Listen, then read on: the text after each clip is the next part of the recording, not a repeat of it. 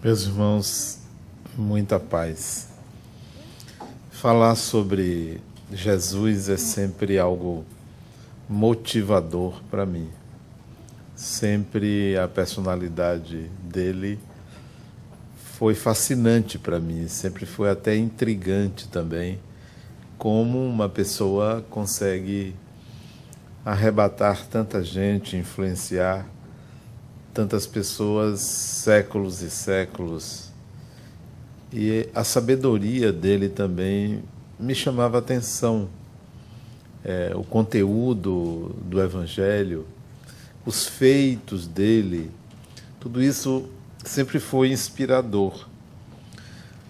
Mas faltava a mim alguma coisa, algo diferente estava me faltando, porque tudo isso vinha a partir de informações, de leituras, de ouvir falar. Tudo isso me fez conhecer a personalidade de Jesus e me motivava a falar sobre e a tentar, de alguma forma, seguir os seus passos, imitar como ele viveu, o que ele viveu. Mas a certa altura da minha vida, isso não foi suficiente para as minhas exigências. E gostaria de compartilhar com vocês que exigências são essas. Porque uma coisa é você aceitar algo, entender algo e fazer até semelhante. A outra é você construir dentro de você a capacidade de fazer aquilo. Porque você pode saber, durante sua encarnação inteira, que você deve amar. Você deve ouvir isso de muita gente e pode até falar que todo mundo deve amar. Uma outra coisa é você aprender a sentir o amor, que é diferente. Então, o que aconteceu comigo é que eu me exigi mais do que saber sobre Jesus, mais do que falar sobre Jesus, mais do que admirar, mais do que compreender a mensagem dele, mais do que falar sobre. Eu me exigi que eu deveria construir dentro de mim um mínimo que fosse do que ele pregava, um mínimo que fosse. Nenhuma exigência de perfeição, mas eu preciso viver isso de alguma forma, né? Bom, e aí, em meio a essa exigência, essa necessidade, aí eu comecei a escrever esta série de livros, que foi uma jornada extremamente gratificante, porque eu comecei a sentir algumas mudanças em mim. E o interessante não voltando-se para a minha vida espírita, o interessante não é quando você percebe que você está mudando as pessoas, é quando você percebe que você está mudando, que é um processo muito mais mágico, muito mais gostoso e interessante. Você está vendo alguma coisa acontecer com você. Porque ouvi durante muitos anos as pessoas chegarem para mim e dizer: Adenauer, como foi bom eu ouvir o que você disse, como isso me transformou, me motivou. E isso é bom, massageia o ego, né? Eu, pelo menos, me sinto muito bem. Poxa, o que eu estou fazendo está reverberando, está repercutindo. A outra coisa é eu começar a ver o que estava acontecendo comigo, não pelo que os outros estavam dizendo, mas pelo que eu estava percebendo em mim. E quando eu comecei a escrever, eu comecei a ver que estava havendo algumas mudanças em mim. Mudanças, não eram mudanças dizendo eu me tornei melhor. Não se trata de uma avaliação, um julgamento do que é bom, do que é ruim, do que é bem, do que é mal, porque isso pode levar-nos a sintetizar demais os processos de mudança. Quando você diz assim para você: eu hoje sou uma pessoa melhor, você está resumindo. Sim, mas melhor em quê? O que mudou? Não se trata de bem e mal, nem de quantificar que era menos, agora é mais. Mas você ter a percepção do que de fato está mudando dentro de você.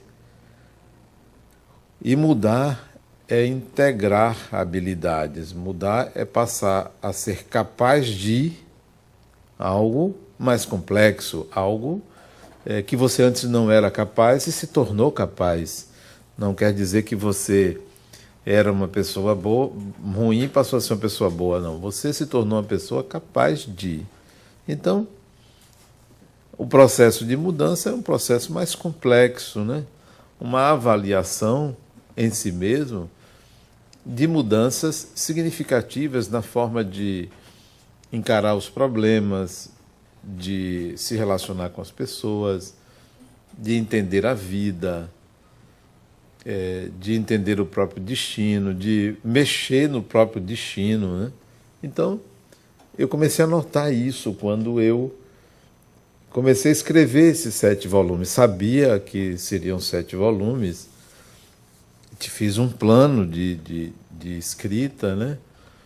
Que demorou 4 anos. E eu confidenciei com Rosana hoje de manhã, ontem, aliás, que, poxa, como era bom estar escrevendo, como era bom concluir um trabalho, mas eu ficava triste porque eu queria continuar escrevendo mais, mas eu tinha feito um plano de trabalho e que se fechou, né?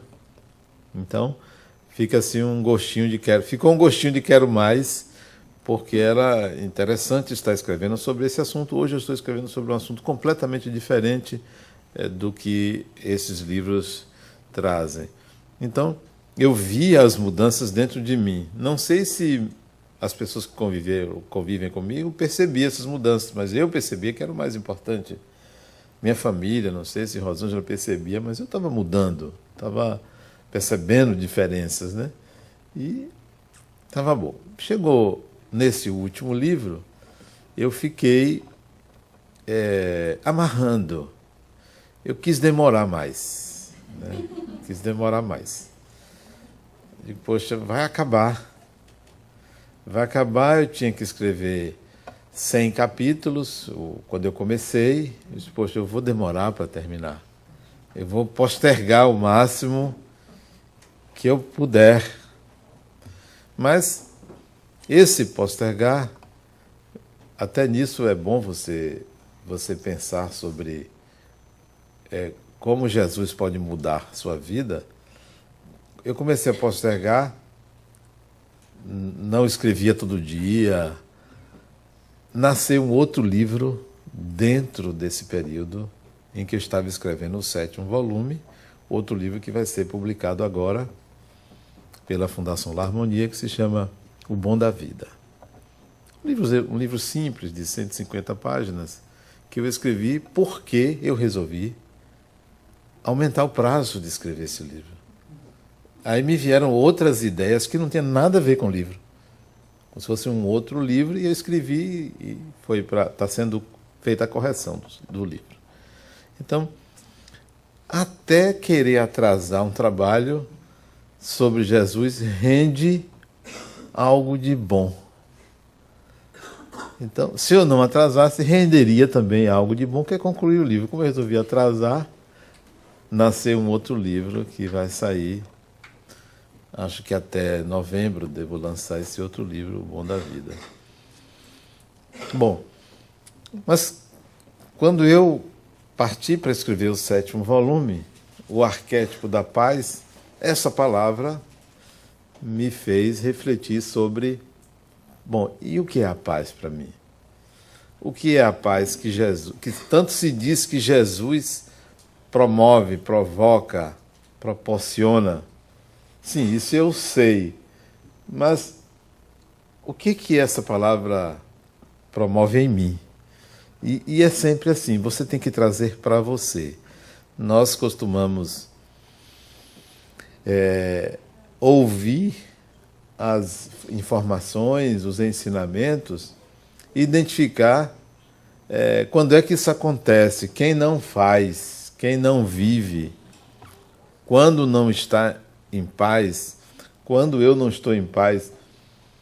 Mas dificilmente alguém pensa assim, e eu sinto isso? Eu sinto a paz? Não é se eu faço, porque o fazer pode ser um ato mecânico. É como você pegar e dar um cobertor a uma pessoa. Pode ser um ato mecânico. Você pode dar um prato de comida a uma pessoa. Pode ser um ato mecânico. E a minha questão era, eu preciso ter vontade de fazer isto, eu preciso sentir, então, a experiência antes de executá-la. Preciso sentir. Então, a minha reflexão é, quando eu comecei a escrever esse último volume, eu preciso sentir a paz antes de detectar que ela existe ou não existe, antes de julgar que é fato ou não é fato, antes de perceber se eu estou em paz ou se eu não estou, preciso sentir ela. Então, esse foi o desafio para mim, à medida que eu ia escrevendo. E verifiquei no Evangelho que Jesus apresentava momentos que você pode classificar como momentos de paz e momentos em que você pode classificar como momentos em que a raiva estava presente. Está no Evangelho. E se ele era paz totalmente, então ali estava um paradoxo. Como uma pessoa em paz pode expulsar os vendilhões do templo? Como uma pessoa em paz pode dizer que não vai atender a mãe? Como uma pessoa em paz pode não atender uma pessoa que estava necessitando e ele não quis ajudá-la? Ou é um paradoxo, ou meu conceito de paz estava equivocado. Eu optei por esse último. Peraí, o meu conceito de paz está equivocado. Não, a paz não pode ser, então, uma pessoa constantemente cordata, constantemente em silêncio, orando. Isso não é o conceito de paz, porque isso não aconteceu com ele. Mas ainda, então uma pessoa com raiva pode ser uma pessoa em paz? Pode. Então isso me tranquilizou. Adenal, então você, quando está zangado, com raiva, ou brigando com alguém, isso não significa que você não tem paz. A paz não é contrária a essa emoção. Tente, então, captar por que Jesus é a paz. Tente captar aí, tente entender melhor.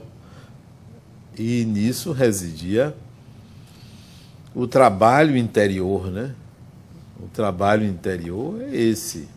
É você identificar quais são os instrumentos que você tem para vivenciar os princípios cristãos, os ensinamentos. O que você tem de instrumentos dentro de você?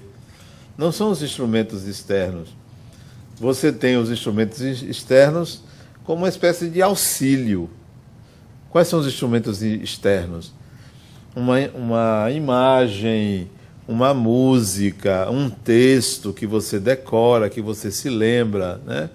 Uma frase. Então você tem esses instrumentos externos para dizer a alguém: calma, fique tranquilo, eu estou tranquilo. São instrumentos externos. A questão são os instrumentos internos. O que você já conquistou que significa estar em paz? Sinceramente, não é a capacidade de estar diante de uma confusão e você está ali em oração tranquilo. Não é isto. É uma questão interna a ser resolvida. Resolvendo a questão interna, a questão externa fica mais fácil, né? Mais simples. Então, qual era a questão interna da paz? Era a pacificação da própria alma, né? A pacificação interior. É você com seus inimigos internos, né? Não é você com seus obsessores, com as influências negativas, Porque uma pessoa que está pacificada interiormente lida muito bem com a obsessão. Até porque todo mundo está sujeito a ser obsidiado, né? Todo ser humano pode ser influenciado negativamente, não só por encarnados, como por desencarnados. Mas se você conseguir uma pacificação interior, você lida muito bem com a, que, a questão externa que lhe agride, que lhe atinge, né? Mais do que isso, a pacificação interior tem que atingir algumas dimensões. A dimensão física, né? Eu tenho que estar em paz com o meu corpo, não é só com a minha mente, com o meu corpo. A dimensão psíquica, eu tenho que estar em paz com minha mente. A dimensão afetiva, eu tenho que estar em paz com minhas emoções, né? A dimensão espiritual, eu tenho que estar em paz com tudo que envolve o espírito. E nessa busca por pacificação interior, eu tenho que estar em paz com a sociedade, com a minha vida social. Então, foi necessário fazer um trabalho de revisão para identificar o que eu já tinha conquistado no que diz respeito à paz nessas dimensões. Imagine se eu achasse que eu sou capaz de falar em paz e pacificar um ambiente, se me incomoda um espinho, se me incomoda uma pedra no sapato, se me incomoda uma verruga, uma queda de cabelo ou um câncer, se eu não conseguir resolver isso dentro de mim, eu serei um fake, uma farsa, né? Porque eu posso pregar um bocado de ideias, mas interiormente tem uma confusão dentro de mim que eu não consigo resolver. Então isso não é paz. E no meu entendimento, Jesus é o arquétipo da paz, isto é, apresenta uma imagem padrão para o ser humano, porque ele resolveu essas questões interiormente. E aí estava preparado para exteriormente vivenciar aquela paz, mesmo estando aparentemente apresentando contradições. Quando eu fui olhar para mim mesmo e verificar o que eu já tinha conquistado, eu vi lacunas enormes, né? Peraí, eu não resolvi isto, ainda não resolvi dentro de mim, não é fora, não. Porque a vida externa, a vida social, viver no mundo, é algo, digo a vocês, muito simples de fazer. Muito simples. Não há nenhuma contradição no mundo. A contradição é interior.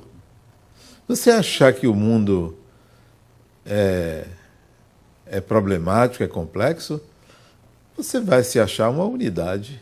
E nós não somos uma unidade.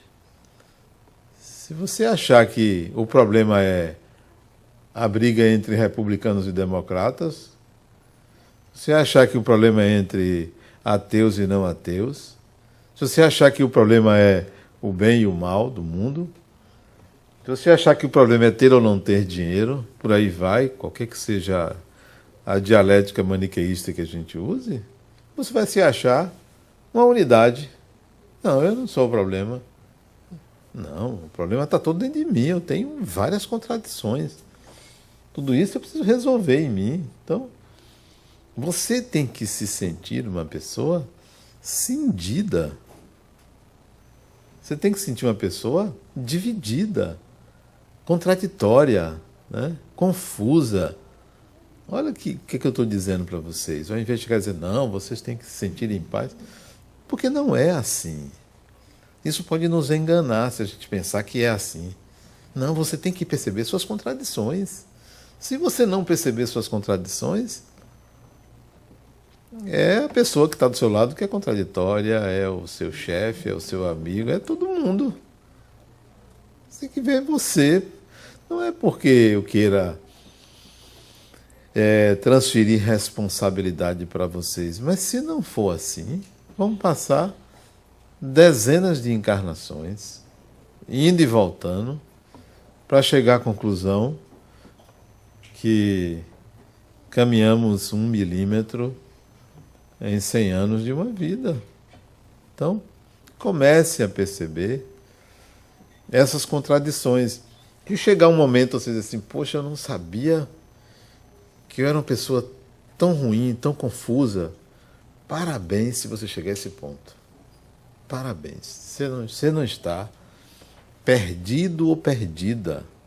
Você está chegando de fato à consciência de quem é você, e os passos seguintes serão muito mais seguros, muito mais seguros, muito mais firmes, porque você não estará caminhando em areia movediça, você não estará pisando em falso. E isso deve levar a uma consciência de paz muito mais profunda e sólida do que aquela anterior, que você procurava resolver as situações externas para dizer que está em paz. É algo, então, que você pode até continuar fazendo. Pode continuar fazendo isso, pode continuar tentando equilibrar as situações externas. Isso não é um mal, mas não se esqueça de que há uma necessidade de entender que essa pacificação interior ela é inadiável. Inadiável. Então, quando a imagem de um Jesus carregando uma cruz e o sujeito batendo nele, anteriormente era dizendo assim, poxa, uma pessoa em paz é uma pessoa que apanha. Não é essa imagem que a gente pode pensar? É contraditório para mim uma pessoa apanhar e ficar em paz. É contraditório. Né? É absurdo pensar que a paz é você não fazer nada diante da injustiça. Mas ele fez, ele agiu, ele reagiu àquilo com uma sabedoria que a mim me calou. Eu digo, poxa, essa é uma forma incrível de reagir a uma situação de injustiça. Ele questionou a pessoa, ele disse, vem cá, por que você está me batendo? O que eu fiz para você me bater? Quer dizer, ele não ficou calado. Há uma atitude, porque tudo pede uma atitude para você construir uma base sólida dentro de você. Só se aprende com experiência. Ninguém aprende por osmose, isto é, porque você botou o travesseiro, o livro debaixo do travesseiro, e ao dormir ali você não vai aprender. Ou você vive a experiência, ou ela não é assimilada. Né? Tudo exige de nós envolvimento, afeto, né? Tudo exige que a gente tenha uma direção da energia, da vontade, do desejo. Tudo exige. Você não aprende porque você leu ou assistiu a um filme. Ali são lembretes para você, né? Então, eu comecei a ver que as lacunas que existiam dentro de mim em relação à paz eram enormes. Eu tenho que resolver isso. Eu tenho que trabalhar isso. E no meio dos escritos, eu vivi uma experiência com o corpo fantástica. Precisava pacificar o corpo. Eu tive um AVC, que coisa maravilhosa. Por que maravilhosa? Porque o tamanho da experiência reflete o tamanho do abismo. Claro. Se o abismo não fosse grande, eu teria uma gripe. Né? Eu tive um AVC, então o tamanho, a distância entre o eu e o corpo era tão grande que foi preciso um choque para uma pacificação.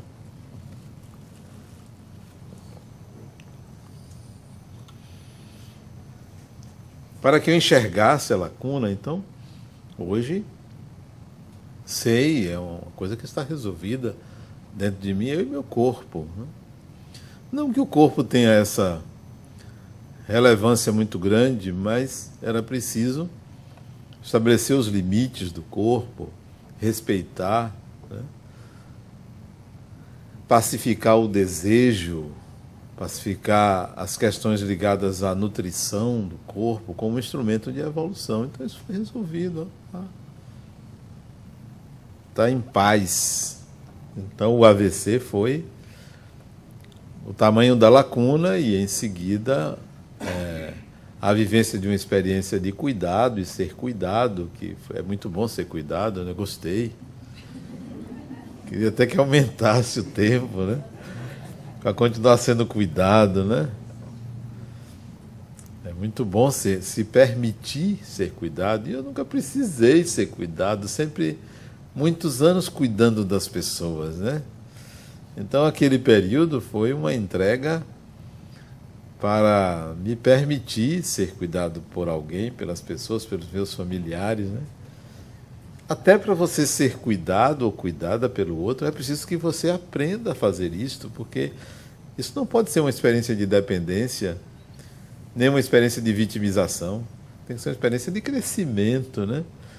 De você crescer com o outro que lhe ajuda, que lhe acolhe, que leva a sério aquela experiência. Então foi muito bom, foi muito importante.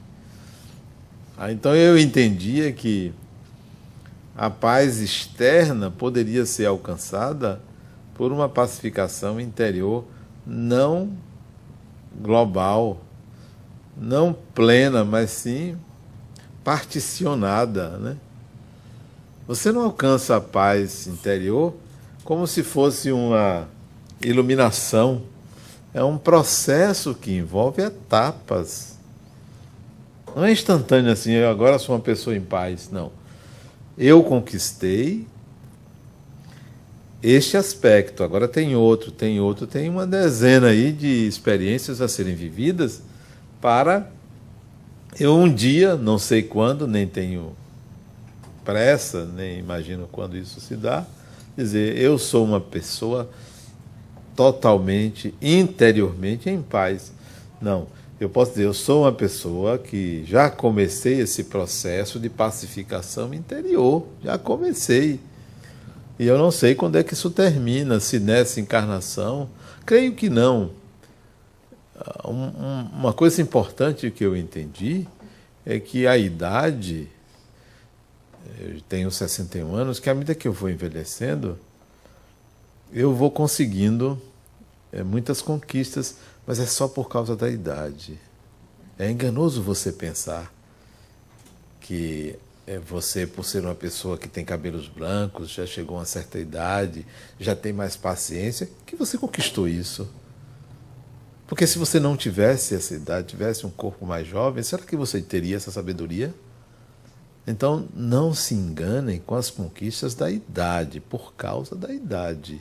É enganoso pensar, eu tenho 60 anos, eu tenho que ser uma pessoa mais cordata, mais tranquila. Sim, mas será que não é a idade que está fazendo isso? Ou será que não é uma exclusão, autoexclusão? Né? Não, já não participo mais das coisas, porque eu não sou mais desse tempo. Isso é enganoso, você pensar que você venceu. Por vencer isso, você venceu, resolveu seus processos internos, né?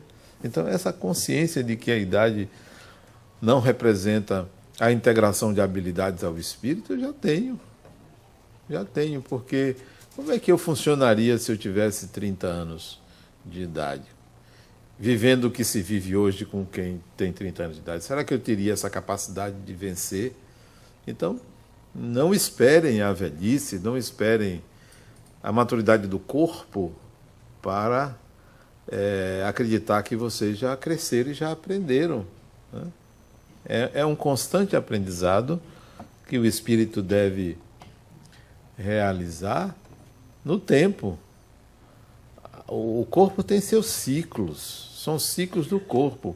Infância, adolescência, idade adulta jovem, meia-idade, maturidade, idoso. Isso são ciclos do corpo, não são ciclos do espírito, porque o espírito não vive esse processo.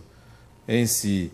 O corpo vive esse processo, a vida social vive esse processo, mas não o espírito. O espírito não é criança, nem é adulto, nem está na meia-idade. Não, isso é uma forma de se relacionar no mundo com o corpo.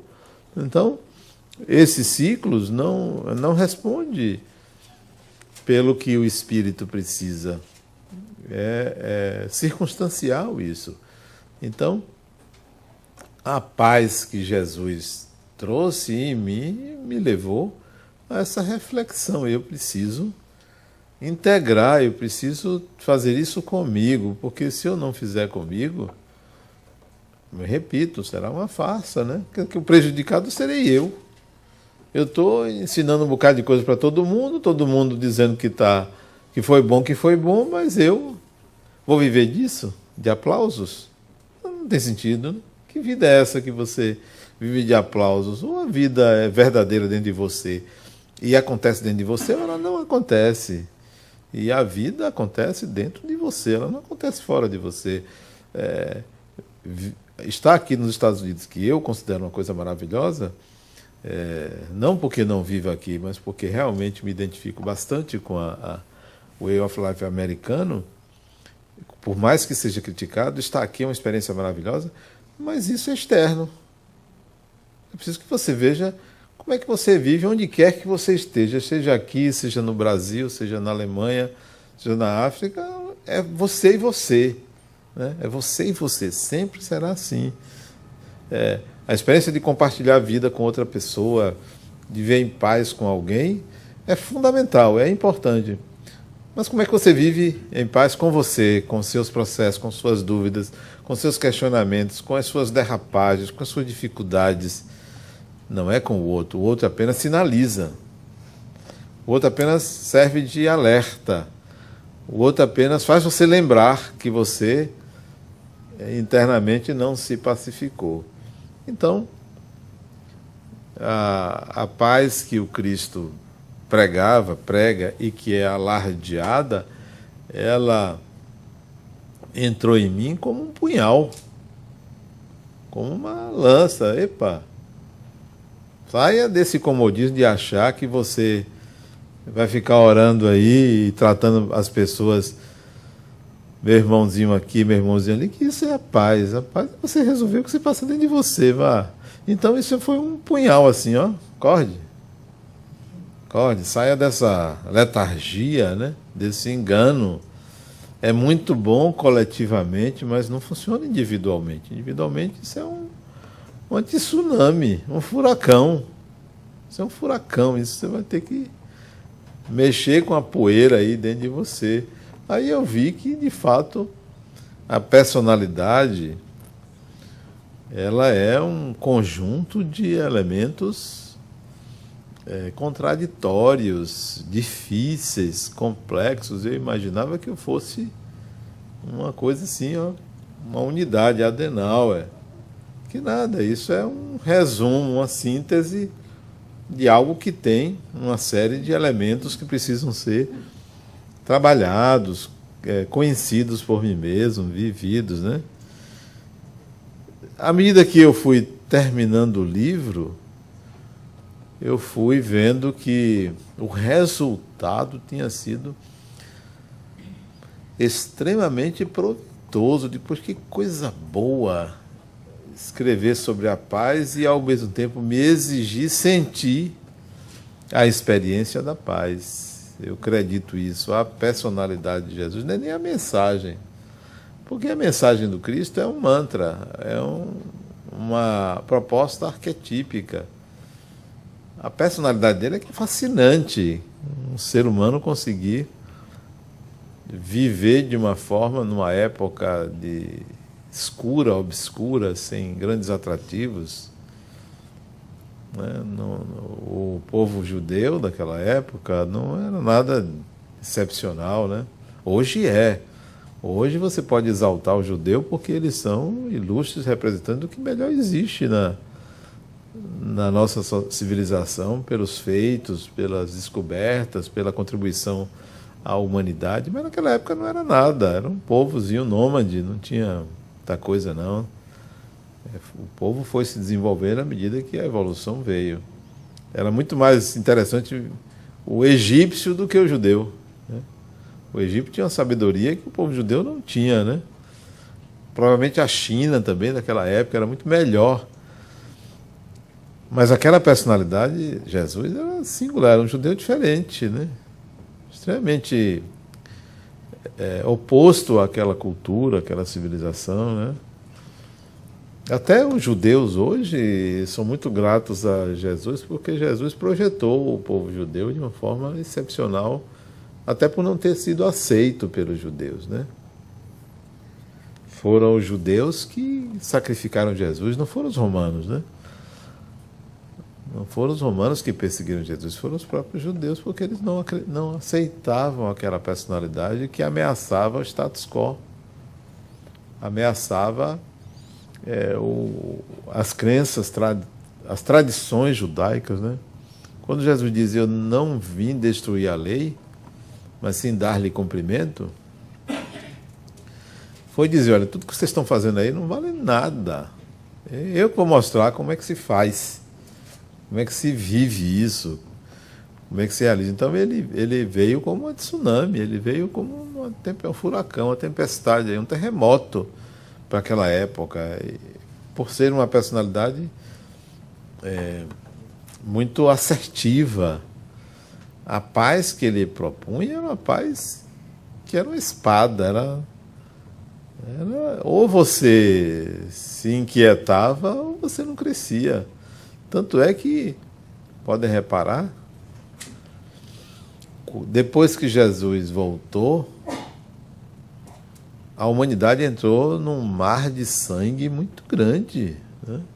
Que morreu de gente por causa da aceitação cristã. Muita gente, muito sangue, muita morte, muita gente se imolou.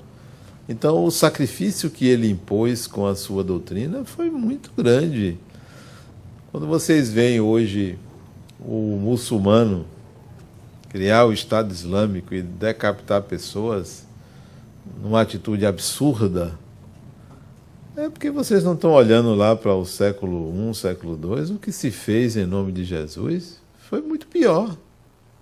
Milhares de pessoas morriam num fim de semana. Num fim de semana, milhares. Não era uma, duas aqui, um jornalista aqui, outro ali. Não, era milhares de pessoas.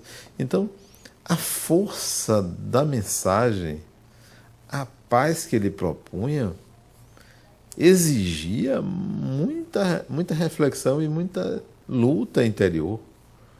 E isso se refletiu na sociedade, porque a sociedade é o reflexo de quem nós somos, do que nós somos, né? Então, se você quer integrar essa paz, se prepare para a guerra. Para a guerra mais cruel que vocês poderão enfrentar, que é uma guerra interior. Onde vocês vão tentar, a todo custo, botar panos quentes. Não, não é bem assim, depois eu penso nisso, depois eu faço... Não, agora não, agora não. Peraí, como é?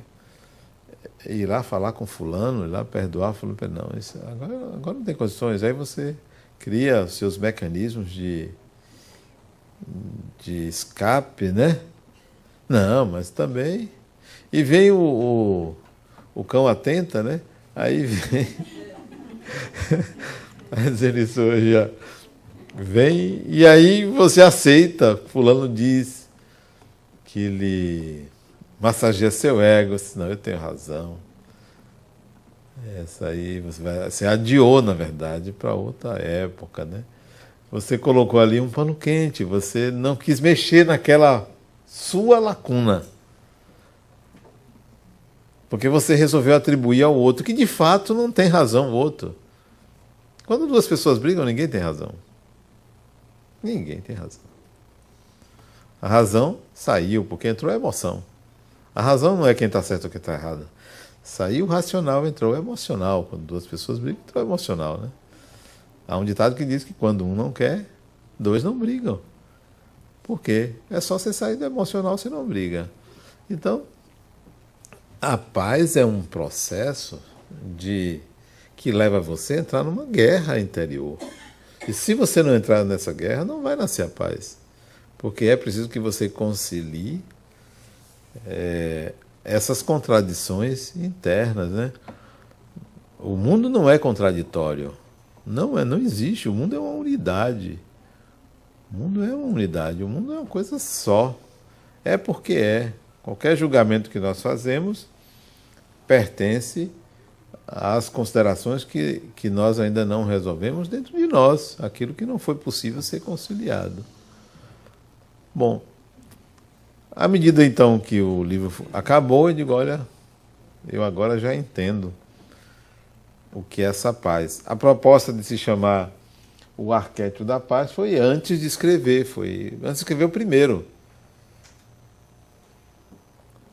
Existia esse livro, O Arquétipo da Paz. Quando eu comecei, eu já sabia que ia escrever um livro propondo essa paz interior. E foi algo que, quando terminou, algo que disse, poxa, eu agora estou preparado para essa guerra interior. Tudo que externamente me atingir, eu vou saber que guarda ressonância com algo dentro de mim não resolvido. E não, está sendo fundamental. Eu consegui caminhar 2 milímetros, caminhei mais um pouquinho aí nessa jornada aí, longa, de necessidade de resolver essas questões internas. Quando eu digo isso, não pensem que eu estou me referindo a uma pessoa doente internamente, não. Aqui, o que eu vejo aqui, eu não acho que somos diferentes. Não vejo ninguém pior do que eu, nem melhor do que eu. Essas confusões internas são comuns. Todos nós temos. Eu não estou falando de nenhuma patologia interna. Não pense que essas contradições que eu estou dizendo que vocês têm, que é doentio, patológico. Não, é assim porque é assim. E nós vamos acomodando. E uma pessoa que atingiu essa pacificação interior sabe que mantém essas contradições. Apenas encontrou um sistema eficiente de equilíbrio. E pode atuar no mundo sem contribuir para o desequilíbrio de outras pessoas, né? Pode atuar no mundo de uma forma saudável. Até porque o mundo precisa ser visto de uma forma saudável, em que pese existir muita doença, mas a gente precisa enxergar o mundo de uma forma saudável. Há uma frase de Jung que eu gosto muito, eu não sei ela de cor, mas sei o significado dela, quando ele diz que ele, lendo sobre o Cristo, sobre Jesus, ele diz que ele pode perdoar os inimigos, ele pode visitar os doentes, ele pode ajudar uma pessoa pobre, ele pode dar comida a quem precisa, ele pode ajudar um mendigo. Mas o que acontece se você descobre, quando você descobre, que foi o que aconteceu comigo, que você é o mendigo, que você é o inimigo que precisa perdoar, que você é o pobre, que você é o doente que precisa ser visitado. Então, o que acontece quando você descobre que tudo aquilo que você pensava que tinha que fazer pelos outros se dá com você? É você que é o objeto, é você que é o mendigo, é você que é o doente, é você a pessoa que você tem que perdoar. O que acontece? O que acontece é que você começa a nascer ali que você nasce, porque eu considero que eu nasci a partir dessas reflexões. O nascimento não é o início da encarnação, não é o batismo, não é uma data especial, é quando você descobre que você é esse ser que precisa ser pacificado. Então, quando vocês lerem esse livro, ou quando lerem o Evangelho, vá lendo e se perguntando: como é que eu vou entender, quando é que eu vou entender que a paz é uma pessoa, e essa pessoa sou eu. Eu tenho que ser essa paz, não é? A paz não é uma situação externa, a paz é uma pessoa.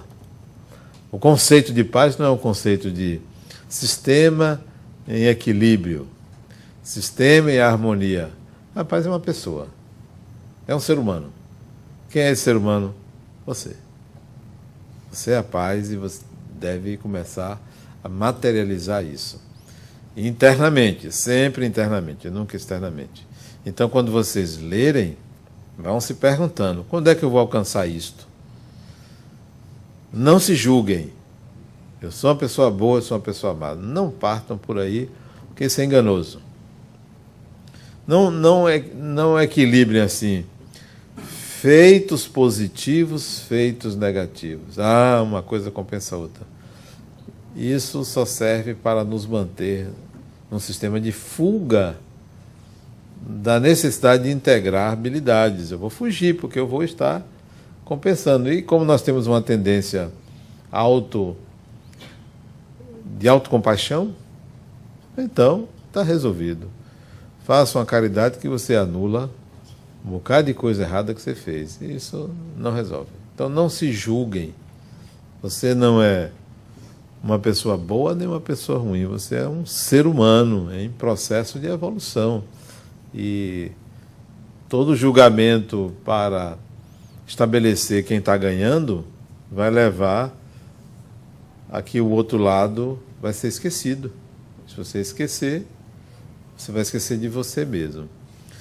Entendo que a paz que Jesus oferece, ela é exigente. Ela é exigente. Ela não é uma passividade. Ela leva você a um estado de inquietação, como foi comigo, de inquietação, mas uma inquietação favorável. E talvez o principal ganho dessa inquietação é a inquietação é minha, não é do outro. Então, ao outro eu tenho que oferecer o melhor de mim.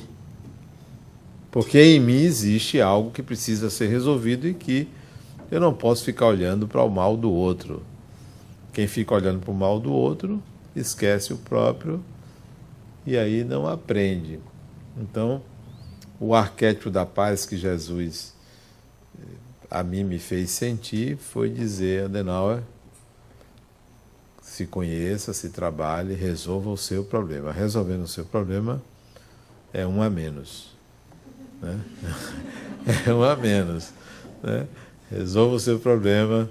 Enquanto você está ajudando as pessoas a conquistar a paz externa ou até interna dos outros, se é que você tem essa competência, resolva a sua paz interior.